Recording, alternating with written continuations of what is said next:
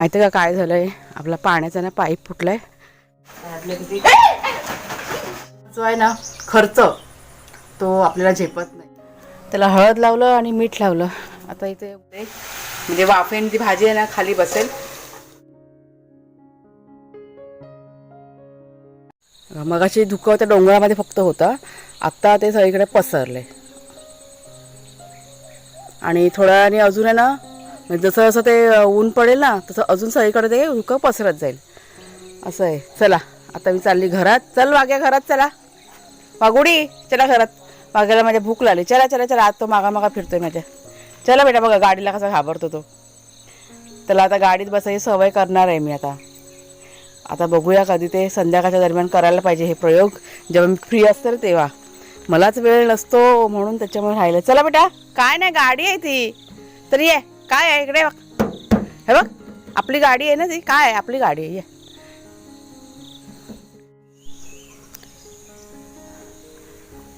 आली बेटा. आली आली. बघा कसा बघतोय वाघ्या. बसा आली. हा माहिती का काय झालंय, आपला पाण्याचा ना पाईप फुटलाय म्हणून जरा मी चाललंय तिथे बघायला. दोघंजण गेलेत पाईप दुरुस्त करतायत. तुम्हाला मी दाखवते ते बघा समोर. त्याच्यामुळे काय होते, पाणी जरा कमी येतं. बापरे जंगल बघा काय वाढलं ते. सगळं घनदाट झालं एकदम. हा असं इकडनं आपला पाईप गेलेला आहे. म्हणजे रान इतकं वाढलं ना तो पाईप पण दिसत नाही. हा बघा दिसतोय काळ्या रंगाचा तो बघा पाईप. वाघ्या लागला ओरडायला. ते आज पाणी भरायचं आहे. म्हटलं पाणी भरायच्या आधी तू दुरुस्त करायला पाहिजे. बघू आता काय कसं करतात ते. होल पडलाय, होल मोठा. रान किती वाढलं इथे बाप रे. हा डबल टिबल वाढ झाले रानाची आता. इथे कुठलं चिक्कल. हा एवढं पाणी होतं. बघू दे केला.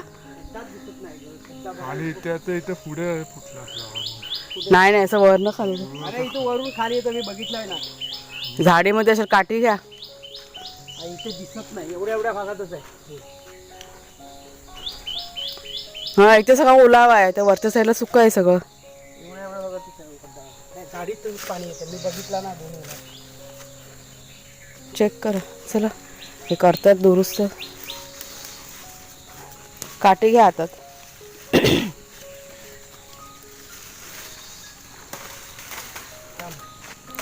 कसं सगळं दाट जंगल झालं नुसतं. का पाणी चालू केल्यावर माहिती पडेल. चालू केल्यावर माहिती वगैरे तर आधी पहिला बघूया कसं दिसला तर चांगला. आता नंतरला बघू. पाणी चालू केल्यानंतर कळेल ना.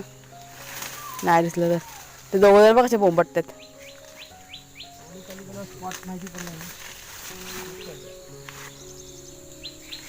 इकडे बघू या साईडला. पायपाला असं आतमध्ये पायपाच्या जरा पाणी असणार. हा ओलावा असेल. लगेच ना जिथे पाणी लागेल ना त्याला. नाही पण जास्त करून बघ इथे ओलावा दिसतोय. ऐकलं का.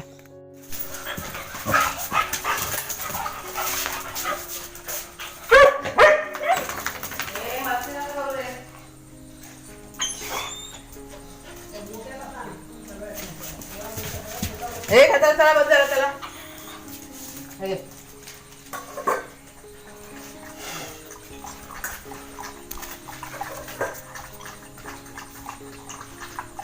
सगळं फिनिश करा दोघांनी. हा माझा बच्चा हा स्वरायला असं नाही करत. गेला वाग्या. बाबाला बोलू. खापेटा काट. अहो वाग्या खात नाही. वाग्याला जरा दम दे. वाग्या खाते लवकर. अहो शेरून खाल्ला बघ. शेरून सगळं फिनिश केला. पण त्याला खायला लाव. गोड म्हणून खायला लाव त्याला. खा वाग्या खा.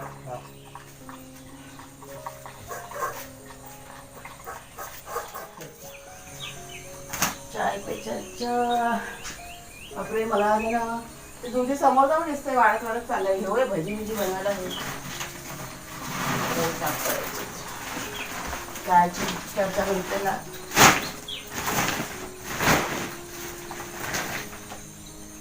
हे काय झालं इथे ठेवलं ते. तांदूळ सुकवायचं ते कपडा ठेवला कुठं गेला. नाही नाही ती साडी होती ना. ती काय ती बघ दिसते ती बघ ती बघ. डोळे गेले म्हातारी झाली बायको आता समजलं. माझी बायको म्हातारी झाली मला माहिती आहे कधी वयाच्या आधी.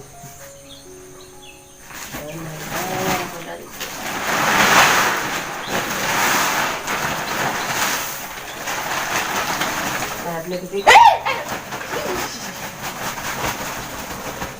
घाबरली ना मी.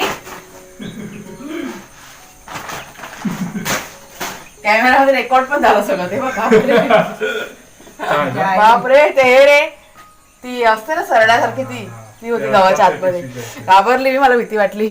नमस्कार मित्र मैत्रिणींनो, मी प्रिया पवार आणि खूप खूप स्वागत करते साधा स्वयंपाक या आपल्या चॅनलमध्ये. आणि झालंय आपल्या घरातल्या कामाला सुरुवात झालेली आहे.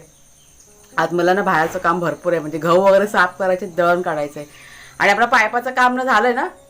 झालंय बघूया केलं तर आहे. हा म्हणजे केलेलं आहे, पाईप जॉईंट केलेला आहे. आता बघूया संध्याकाळी जेव्हा पाणी लावणार ना तेव्हा माहिती पडेल की पाणी लीक होते की नाही ते. कारण बरेच दिवस झाले, मला वाटतं 8-10 दिवस झाले पाणी लीक होत होतं, म्हणजे आम्हाला माहिती नव्हतं. आता माहिती पडलं तेव्हा मग ते करून घेतलं. आता बघूया संध्याकाळी, माहिती पडेल संध्याकाळी. आणि मग अशी घाबरली मी. ते गव्हाचं बॅग खाली होतली ना त्याच्यामध्ये ते हे होतं, काय होतं सापाचं, काय होतं त्याला, सापाची मावशी सरकुंडी काय म्हणतात ते. हा तर सरड्यासारखं बघा असतं ना ते. तर एकदम मला असं वाटलं की साप पडला का काय पिशवीतनं बाहेर, एवढी घाबरली मी. बापरे. चला सुरुवात करूया. वाघ्या इकडे जा बघ, गहू वाट तिला खाली. वाघ्या फटका देणार आहे. हे बघा, ही आपल्या बागेतील शिराळ्याची भाजी. ती आता मी आहे ना सोलणार, आणि सोलणार म्हणजे कटिंग करायची सालं वगैरे काढून, आणि मग सुकवायची उन्हामध्ये. मग ही आपण कधी पण बनवून खाऊ शकतो. त्याला लावायचं हळद आणि मीठ. म्हणजे खूप जणांना भाजी वाटली ही, म्हणजे देते मी, जास्त काय झालं नका, देते सगळ्यांना पण. आणि ही आहे ना मुंबईला हवे द्यायचे कोणाला तर, त्याच्यामुळे म्हटलं अशी सुकून ठेवते. गेल्या वर्षी पण केलं होतं आणि म्हटलं चला यावर्षी पण करूया, चला सोलूया. तर भाजी साफ करता करता एक गोष्ट माझ्या लक्षात आली. म्हणजे तुमच्या सगळ्यांच्या बऱ्याच कमेंट्स असतात की ताई तुम्ही भाजी जी तयार होते ती विका बाजारामध्ये. काय होतं माहिती आहे का, जाण्याचा प्रवास जो आहे ना, खर्च तो आपल्याला झेपत नाही. म्हणजे भाजी विकायला जरी गेलो आपण तरी त्या प्रवास खर्चामध्ये सगळं जाणार, आणि प्लस आपला वेळ, त्याच्यामुळे काही उपयोग नाही आहे. आता मंगळवारी बघा बाजारात गेले ना तर मी चौकशी करून आलेले आहेत. ते भाजीवाले त्यांना नंबर वगैरे पण दिलेला आहे. म्हणजे आपल्या केळीचे घड वगैरे जर का तयार झाले ना एका संघाती, तर आपण तिकडे त्यांना नेऊ शकतो. पण ते म्हणाले की तुम्हाला आणून द्यावं लागेल, म्हणजे जास्त प्रमाणात असेल खूपच तर ठीक आहे, नाहीतर एक 3-4 किलो भाजी असेल तर अजिबात परवडत नाही. आणि ते लोक असं होलसेलच्या दरातनं भाजी घेतात. ते भाऊ मला म्हणजे म्हणाले ते, म्हणजे मार्केटमध्ये काय रेट आहे होलसेल दरामध्ये त्या दरामध्ये आम्ही भाजी घेणार. 60 रुपये किलो जर का भाजी असेल बाजारामध्ये, मग ते लोक 60 रुपये किलोने आपल्याला भाजी नाही देणार, अर्ध्या किमतीमध्ये, म्हणजे समजा 30 रुपये. हे असं सगळं व्यवहाराचं चालतं, त्याच्यामुळे नाही परवडत ते.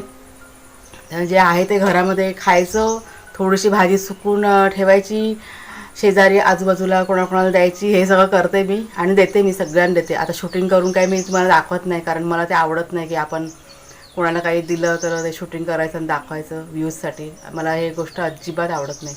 आमच्या आहेत ओळखीच्यावर आहेत ना गावामध्ये 2-4 घरं, त्यांना मी पाठवते भाजीपाला सगळं, असं आहे ते. त्याच्यामुळे नाही परवडत. खायचा ताजा भाजीपाला घरामध्ये आपल्याला चांगलं असं, पण वेगवेगळ्या पद्धतीने करून खाल्लं नका, मग त्याच भाज्या खायला कसं कंटाळा येत नाही. त्याच्यामुळे वेगवेगळ्या पद्धतीने करते मी आता. तर आता भाजीचं झालं साफ करून. आता हे गहू मी साफ करायला घेतलेत. मला वाटतं एक 3-4 किलो गहू तरी अगोदर साफ करून घेते, आणि नंतरला बाकी घरातलं काम असं सगळं आहे. गहू साफ करायला भरपूर वेळ झाला, कारण हे रेशनचे गहू आहेत, टाईम जाणार. आपली भाजी शिराळ्याची, त्याला हळद लावलं आणि मीठ लावलं. आता इथे उन्हामध्ये जरा सुकत घालते. आणि गहू अर्धे साफ केले, ते लावले चक्कीला. काय रे शेरू, हा बघा शेरू. त्याला वाटलं आई काय घेऊन आली, तर वास काढ त्याला. मला वाटतं हे 2-3 दिवसामध्ये सुकतील ना. चले घरात ये, चल ऊन आहे, शेरू ये.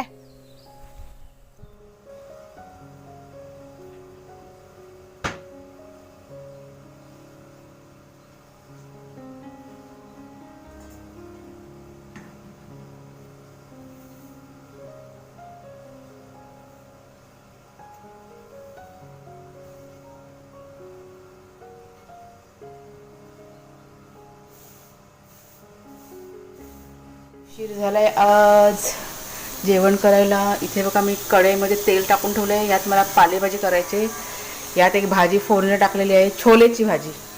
पालेभाजी तुम्हाला दाखवते, ही आहे लाल माठ. सगळं रेडी करून ठेवलेलं आहे.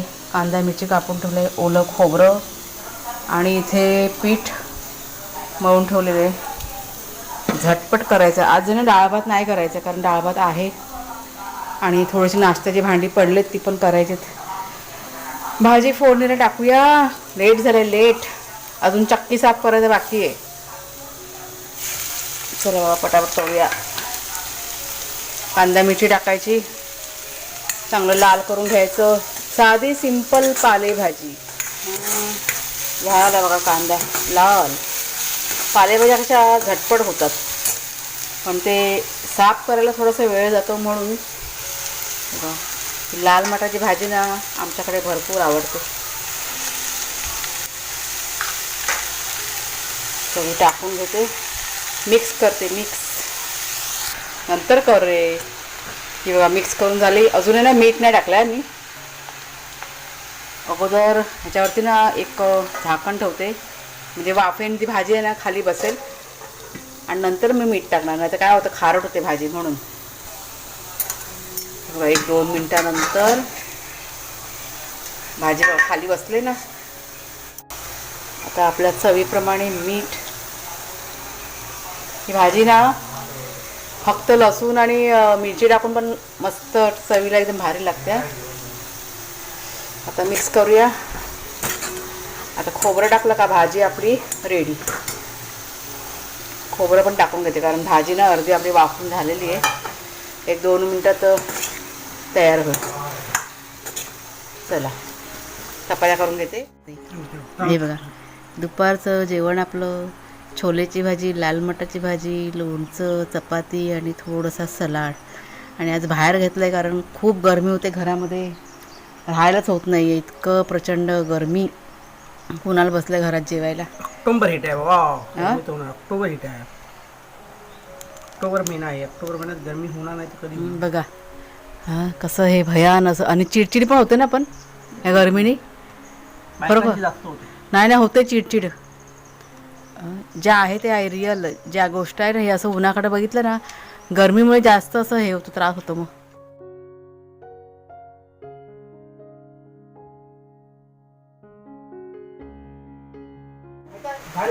हां.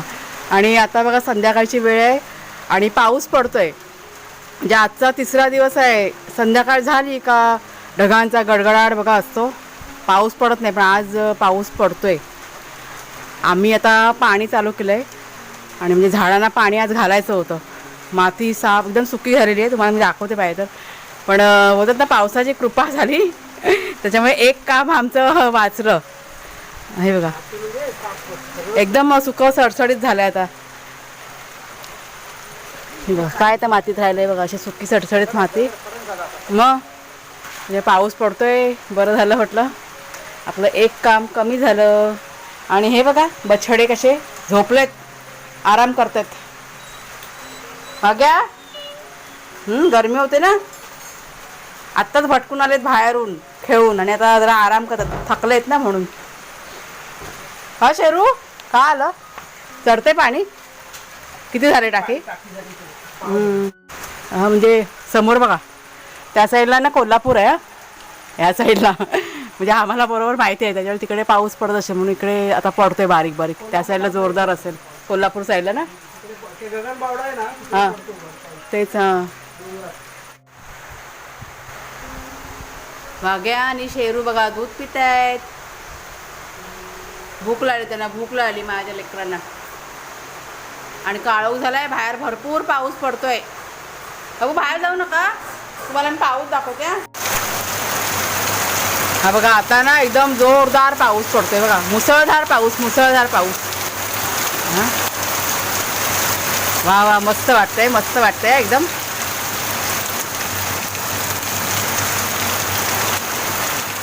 पाऊस की नाही थांबलाय आता. जोरदार असा पाऊस पडून गेलाय.